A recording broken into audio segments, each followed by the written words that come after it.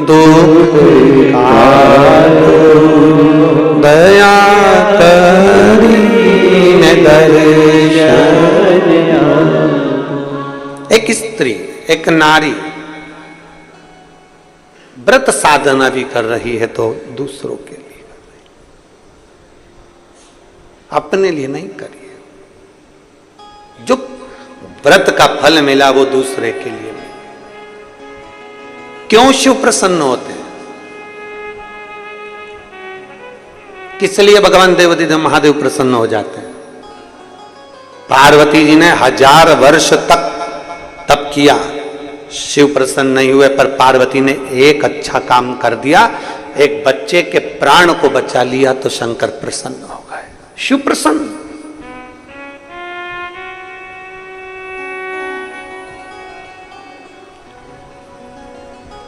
यहां इतने आस्था चैनल पर लाखों करोड़ों लोग शिव पुराण की कथा को सुन रहे हैं।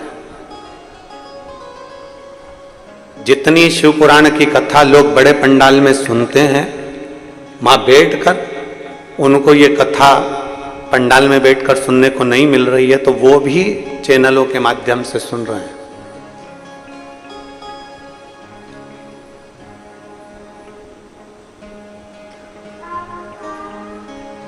लाखों में लोग अपने मोबाइल पर और करोड़ों में लोग आस्था चैनल के उस टीवी चैनल पर करोड़ों सुन रहे हैं, करोड़ों भक्त।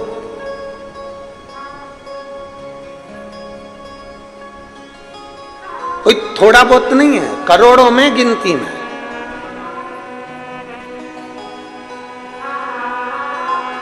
एक घर में कितने लोग रहते हैं? जम के बोलो जरा। 4 मान लो अपन, 5 मान लो अपन। घर में 4-5 लोग रहते हैं, टीवी चल रही है, 4-5 लोगों के कानों में शब्द गया, और मान लो 1 करोड़ लोग ने टीवी चालू कर रखी है, और उसमें से 5 लोग के कानों में शब्द गया, तो कितने करोड़ों के कानों में चले गया? 5 करोड़ के कानों। और ये कई करोड़ लोग इस पवित्र शिव महापुराण की कथा को श्रवण कर रहे हैं, कई करोड़। कथा पंडाल में नहीं मिल रही, तो वो अपने अपने मोबाइल पर अपने अपने भाव से श्रवण कर रहे हैं। और एक माँ जिसने सावन की कथाओं का नियम लिया है, वो तो एक बाहर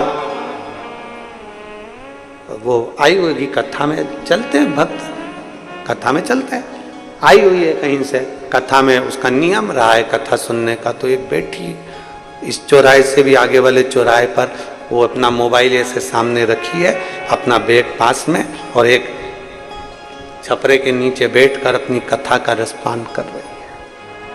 नियम है। जब हमारे बच्चों ने हमको बताया तो हमने उनसे कहा कि उसको बोलो कि अपने घर चले जाओ आगे। जब नया रायपुर में कथा है 12 तारीख से 16 तारीख तक 5 दिवसीय, 1 बजे से 4 बजे तक, तब उसको सुनना। कहा नहीं, कथा राजनांदगांव में हो रही है तो हम राजनांदगांव में ही सुनेंगे, हम वहीं बैठ के सुनेंगे। कितना भाव है लोगों का, विश्वास के साथ लोग कथा श्रवण कर, और विश्वास के साथ कथा सुनते हैं, तभी तो ये विश्वास फलता। एक पत्र देखिए,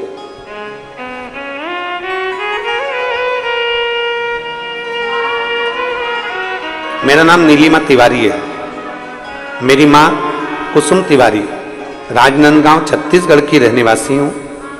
कहीं बैठी हैं नीलिमा तिवारी, आप ही हैं? श्री शिवाय नमस्तुभ्यं, हाथ हिला दो। आ जाओ, एक बेलपत्र ले जाना। मेरी माँ कुसुम तिवारी छत्तीसगढ़ के निवासी हैं, राजनांदगांव के। मेरी माँ बार बार बीमार पड़ती थी। हम सब भाई बहनों ने सोचा कि माँ की बीमारी का पता तो लगाएं, आखिर तकलीफ क्या है। तभी हम लोगों ने राजनांदगांव के डॉक्टरों को दिखाया। तब डॉक्टर ने सोनोग्राफी कराने को कहा। उसके बाद सोनोग्राफी की रिपोर्ट आई, तब डॉक्टरों ने मम्मी के बच्चेदानी में इन्फेक्शन बताया। तब डॉक्टर ने रायपुर के लिए हमको रिफर कर दिया। हम रायपुर के मेकाहारा हॉस्पिटल में लेकर पहुंचे। वहां के डॉक्टरों को दिखाया तो डॉक्टरों ने मम्मी का रिपोर्ट देखा और फिर बहुत सारी जांचें करी। जब बहुत सारी जांचें करी तब उनको 3rd स्टेज का कैंसर बताया गया। जब 3rd स्टेज का कैंसर बताया, डॉक्टरों ने इलाज चालू करा, पर मां की हालत और ज्यादा डिल होते चली गई, ठीक नहीं हो पा रही। डॉक्टरों ने कहा कि अब हमको लगता है कि ये 3rd स्टेज का कैंसर नहीं, ये 4th स्टेज का कैंसर है, इनकी सेवा ही बस बची है, वो कर सकते हो। इलाज में बहुत देरी हो गई है, अब ये संभल पाना बहुत कठिन है। डॉक्टरों ने कह दिया कि थोड़ी सी दवाई ले लो और इनकी सेवा करो, इनको घर ले जाओ। ज्यादा से ज्यादा 2 महीना, 3 महीना, 4 महीने से ज्यादा नहीं रहे। हम बाबा का क्या गुणगान करें गुरुदेव। टीवी पर हमने हॉस्पिटल की नर्स के कहने पर कथा सुनना प्रारंभ करी और मोबाइल पर ही कथा सुनते सुनते हम अपने घर पर आ गए। घर पर आने के बाद हम हमारी माँ को लेकर कुबेरेश्वर धाम चले गए, वहां कंकर शंकर की पूजन करी, एक रुद्राक्ष लिया, उसको लेकर आ गए, तांबे के कलश में गलाते, शिव जी को चढ़ाते और वो पानी अपनी माँ को देते। धीरे धीरे एक बेलपत्र अपनी मम्मी को खाने के लिए दे देते। हमारी माँ को जब हम बेलपत्र देते, उसको मंदिर तक ले जाके नंदी के पास बिठा देते और वहीं पर हम शंकर का चढ़ा हुआ जल अपनी माँ को पिला देते। ऐसा करते करते डॉक्टर ने तो 2-3 महीने का बोला था, पर ऐसा करते करते जब हम 1 महीने तक रेगुलर शिव जी का चढ़ा हुआ जल देने लगे, फिर हम इनको वापिस लेकर हॉस्पिटल रायपुर पहुंच गए और हमने कहा, हमने सुना है कि रुद्राक्ष का फल मिलता है, बेलपत्र का फल मिलता है, शिव पर चढ़े हुए जल का फल मिलता है। डॉक्टर साहब एक रिपोर्ट और निकालिए। हमने हमारी माँ की दूसरी रिपोर्ट फिर डॉक्टरों के माध्यम से उसी हॉस्पिटल में निकलवाना प्रारंभ करी और 19 जून 2023 को डॉक्टर ने कह दिया कि तुम्हारी माता को कैंसर नहीं है और रिपोर्ट नॉर्मल है। मैं शिव को प्रणाम करने के लिए, एक विश्वास जब हमारे भीतर होता है, नाम है नीलिमा तिवारी, माँ है कुसुम तिवारी। आजा बेटा आजा।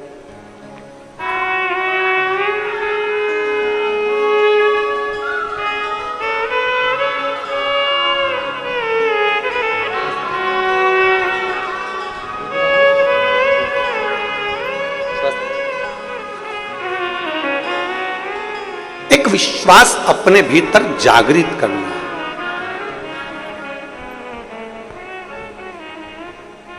जब हमारे भीतर एक भरोसा, एक विश्वास जागृत हो जाता है, तब हमें शिव को ढूंढना नहीं पड़ता, शिव हमको ढूंढते। हमारा भरोसा कितना प्रबल है।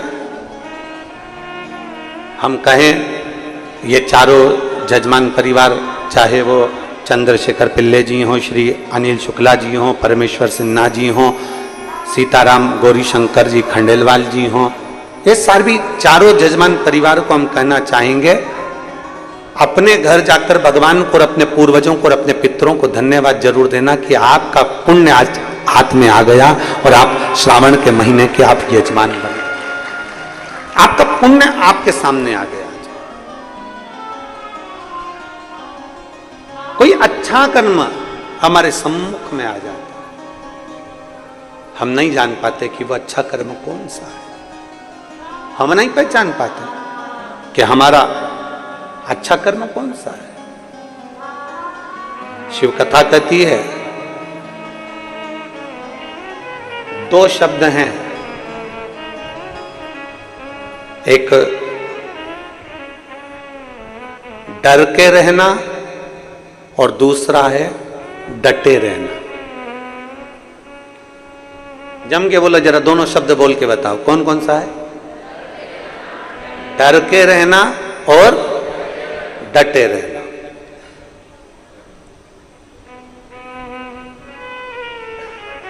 अब कोई तुमसे कह रहा है, हट रहा है कुर्सी से,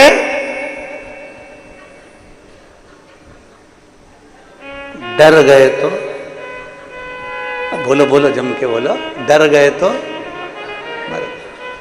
अब वो कह रहा हट रहा है कुर्सी से, अब तुम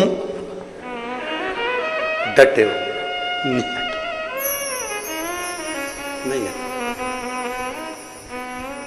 नहीं हट रहा, नहीं। 2 शब्द हैं, एक डर कर रहना और दूसरा डटे रहना।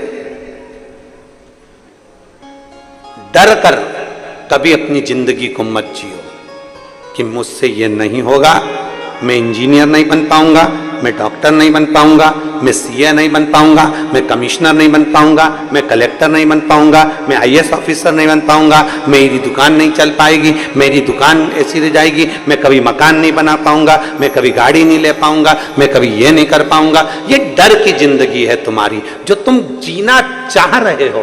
पर शिव पुराण कहती है डर में जीवन नहीं है, डटे रहने में जीवन है, कि डटे रहोगे तो एक दिन उन्नति पर पहुंच जाओ।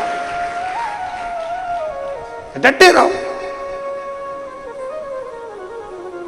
किसी ने आंख दिखा दी, कोई ने कह दिया जा तेरे पिताजी के घर में, यहां रहने की जरूरत नहीं है, नहीं तो सोच लेना हाथ पैर तोड़ दूं तेरे, यहां नहीं रहेगी, अपने बाप के घर चले जा। और वो दम से कह दे मेरे पिताजी ने मेरा कन्यादान करके मुझे यहां भेज दिया है, अब चाहे कुछ भी हो जाए मैं तो यहीं रहूंगी, कोई मुझे हिला के बता दे। बस इतना शब्द तुम्हारा निकल गया, इतने में तो आधे तो वैसे ही डर गए कि डट गई है, तो डरी नहीं है।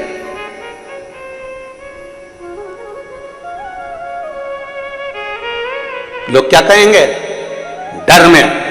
डर में सबसे बड़ा शब्द रहता है लोग क्या कहेंगे। अरे डर में शब्द होगा लोग क्या कहेंगे, पर डटे रहने में कोई संबोधन नहीं है। डटे रहने में यह है कि कितना निठल्ला हो गया, कितना वैसा हो गया, अरे कितना एकदम कठोर हो गया, डटा हुआ है, हट ही नहीं रहा, हटने कोई तैयार नहीं है। डर में जिंदगी नहीं जीना। आपकी